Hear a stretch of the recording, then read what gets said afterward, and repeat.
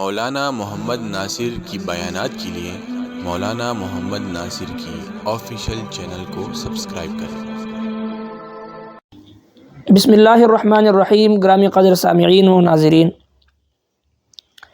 اکثر ساتھی یہ مسئلہ پوچھتے رہتے ہیں کہ جب ہم فجر کی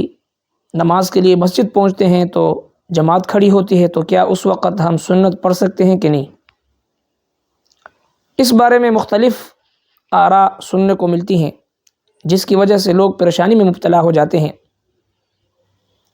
حدیث پاک میں جناب نبی کریم صلی اللہ علیہ وسلم ارشاد فرماتے ہیں کہ جب فرض نماز کی اقامت کی جائے تو اس کے بعد کوئی بھی نماز نہ پڑھی جائے۔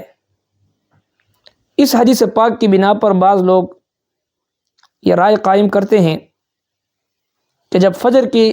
نماز جماعت کھڑی ہو جائے تب بھی سنت نہ پڑھی جائے،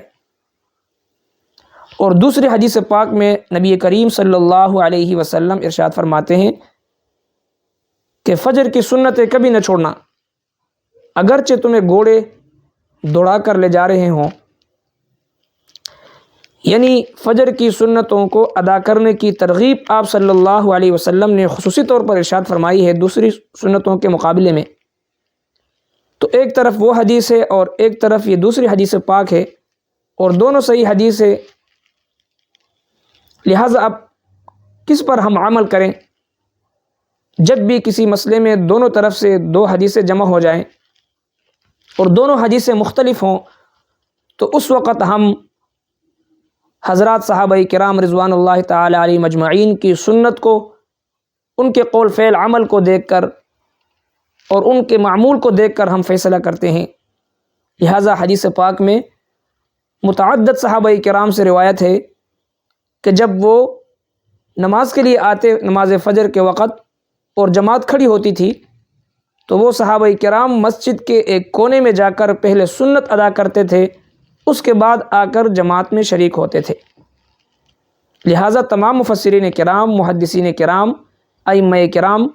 کے اقوال کا خلاصہ یہ ہے کہ فجر کی سنتیں عام سنتوں کے مقابلے میں جدا ہیں، اور سرور کائنات صلی اللہ علیہ وسلم نے ان سنتوں کی اہمیت اور ان کی فضیلت اور ان کی خصوصیت متعدد احادیث میں بیان فرمائی ہے۔ لہٰذا ان تمام احادیث کو سامنے رکھ کر، ان تمام فضائل کو سامنے رکھ کر حضرات علماء کرام فرماتے ہیں کہ فجر کی سنتوں کی اہمیت چونکہ دوسرے نمازوں کی سنتوں کے مقابلے میں زیادہ اہم ہے، اس لیے جب بھی کوئی نماز کے لیے، نماز فجر کے لیے مسجد پہنچے اور جماعت کھڑی ہو تو اس کو چاہیے کہ مسجد کے ایک کونے میں جا کر پہلے اپنی سنتوں کو ادا کرے، اس کے بعد آ کر جماعت میں شریک ہو جائے، اور چاہے وہ جماعت کے آخری قاعدہ تک جماعت کے ساتھ شامل ہی کیوں نہ ہو، لیکن پہلے سنتیں ادا کرے، اس کے بعد آ کر جماعت میں شریک ہو جائے۔ اور وہ دوسرے حدیث پاک جو ہے کہ جب اقامت فرض نماز کے لیے اقامت کہی جائے تو پھر اس وقت کوئی نماز پڑھنا جائز نہیں ہے، وہ ظہر، عصر، مغرب، عشاء کے لیے ہے۔ جب ان نمازوں کے لیے اقامت کہی جائے تو پھر اس وقت کوئی نفلی نماز، سنت وغیرہ نہیں پڑھنی چاہیے، بلکہ جماعت میں شریک ہونی چاہیے۔ اور جس طرح عرض کیے کہ فجر کی نماز اور فجر کی سنتیں عام سنتوں کے مقابلے میں زیادہ اہم ہیں، لہٰذا اس بارے میں علماء کرام کا فتویٰ یہ ہے